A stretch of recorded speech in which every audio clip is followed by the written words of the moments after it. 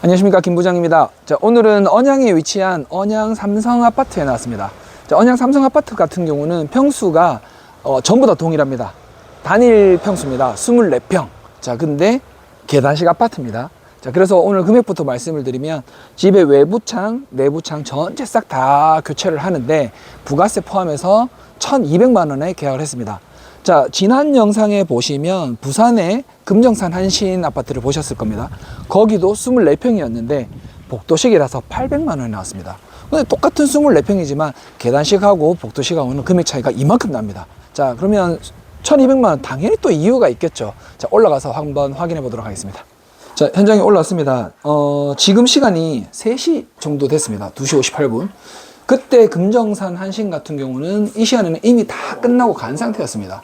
근데 왜냐면 그 집은 인테리어하는 현장이었고 여기는 살고 계신 집입니다. 그래서 시공이 조금 더 걸립니다.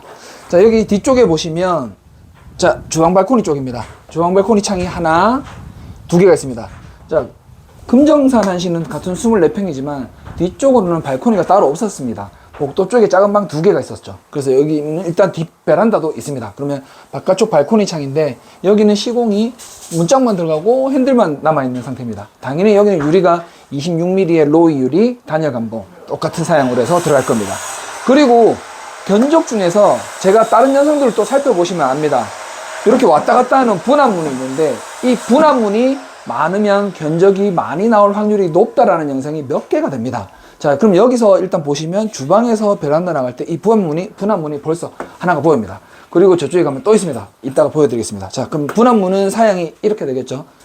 둘도록 공틀 일체형으로 해서 유리 두께는 22mm 그리고 단열 감봉이 들어갑니다. 자, 홈시시 윈도우 1 제품의 같은 경우는 분합문에 얼마 전부터 이런 기능이 생겼는데 핸들에 이렇게 버튼이 생겼습니다. 자, 이 버튼을 누르고 닫았을 때 잠기게 됩니다.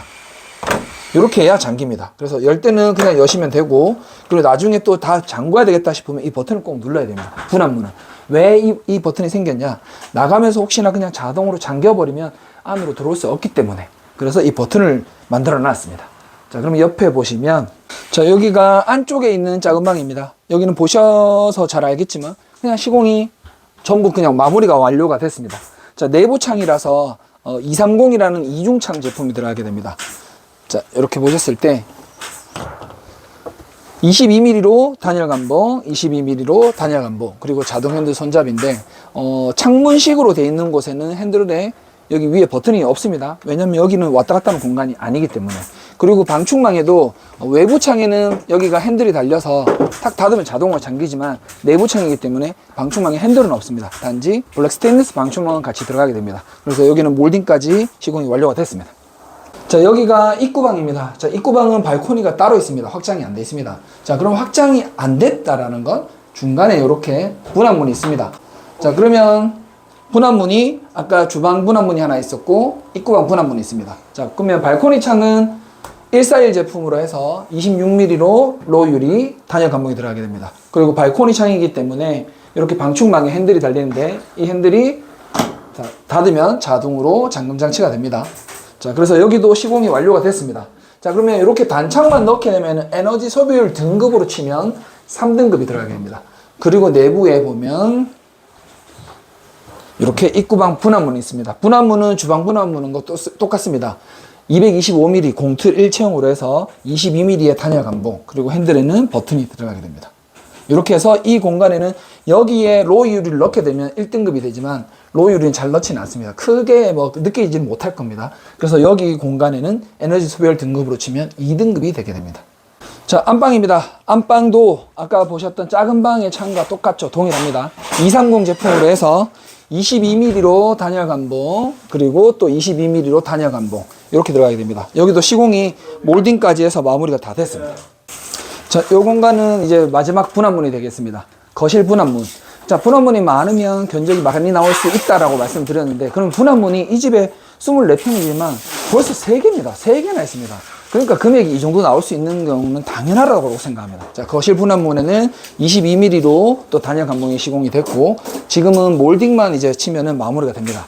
자, 그러면 남은 공간, 제일 마지막에 한다는 공간, 앞발코니 쪽입니다.